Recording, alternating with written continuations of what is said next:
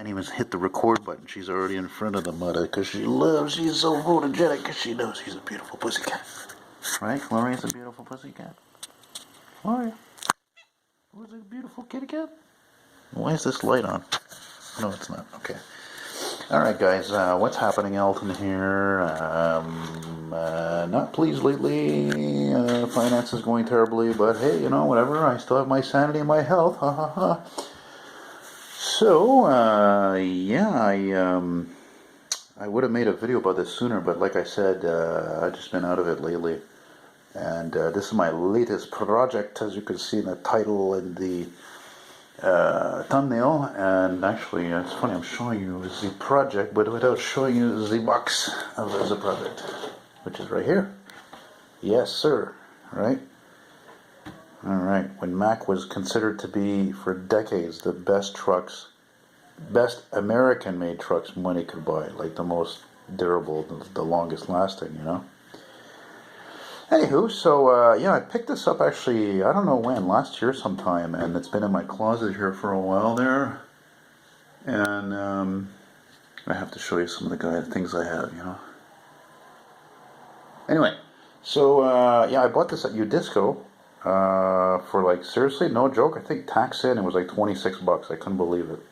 They had like 6 of them left, because it's a major hobby distributor in Montreal, in Canada. So there's a few things here. I've been working on this desk here for a couple of reasons. Number one, there's Mr. Light over here, and then there's Mr. Light over there, LED type style, and then this is a more level, larger desk versus here. But here I had to move here to work on this Mack now because it's nighttime, and I need to have more of kind of a overhead above me, behind me kind of lighting. And you can see why, because you see I just finished assembling the cab. And incidentally, by the way, I should mention that these trucks, they were so popular, they sold so well, they were so notorious to be so reliable that they made these for like, I think more than 2 decades, Again, of course that was at a time when things were built to last, like you guys. Most of you guys, even you guys are just casual admirers of buses like myself. You know that the best buses ever made were the ones by GM, for transit buses anyway. Anyway, so I'm doing this as a City of Montreal truck. Now, I held off on this project for a while because I was trying to find out what color the City of Montreal trucks were. I figured, let's say, in the 1940s and earlier, because these trucks were made up until I think 1930 something, 4 or 5, I don't know.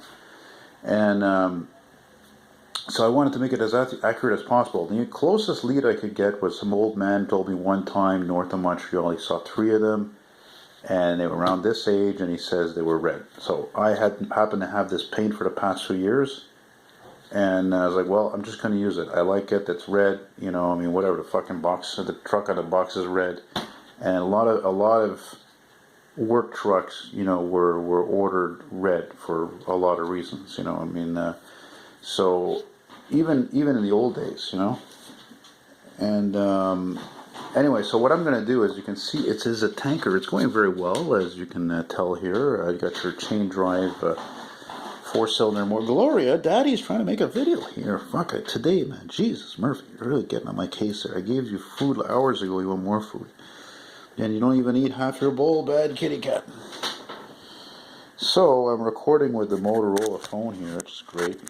And Gloria, you made Daddy forget what I was doing. Oh yeah, so I got to put this tank together. As you can see, it just looks lovely. And before I'm forgetting, I'm rambling on because I'm excited, and I want to make sure I mention what I'm going to do here. Is that I'm going to do this.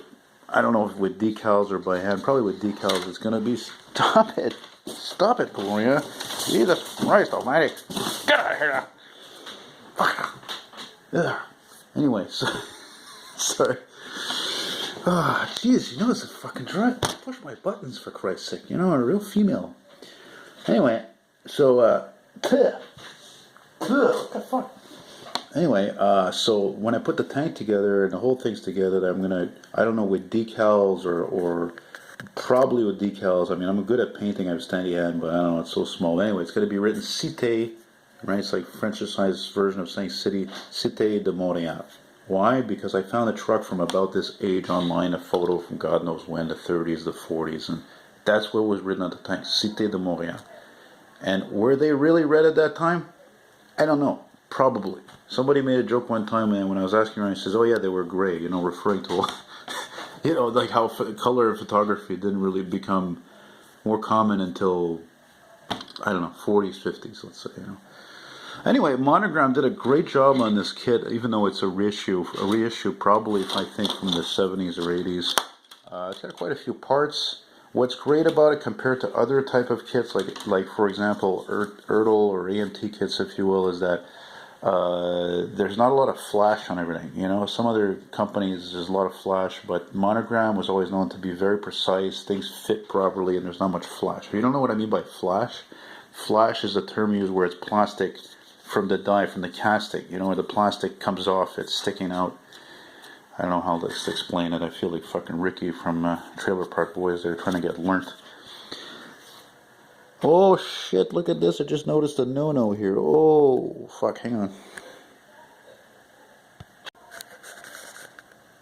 Yeah, I'm holding tight to the cab and the cab and the back wall of the cab because it's you see where all the not the door, but that side wall there connecting with the rear wall is just not, they were not fixated together at all.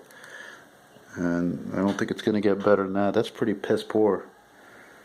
Well, I guess I might as well look at that now. Anyway, so I'm happy to tell you, like I said, this is going nice. It's just a nice, fun project, going very well.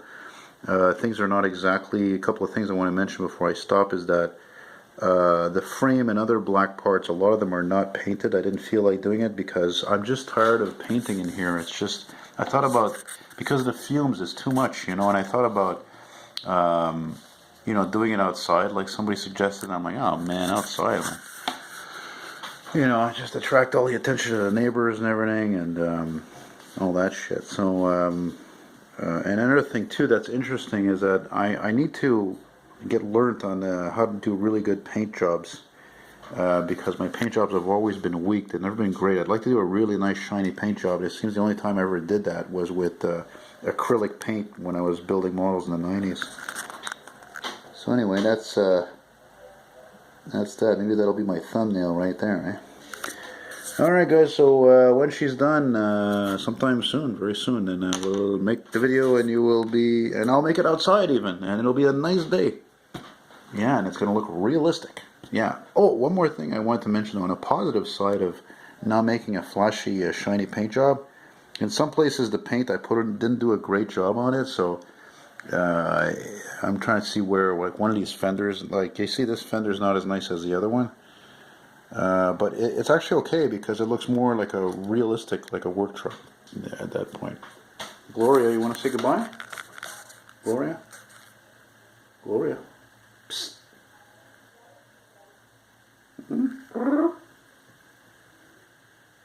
No? Okay. Bye-bye.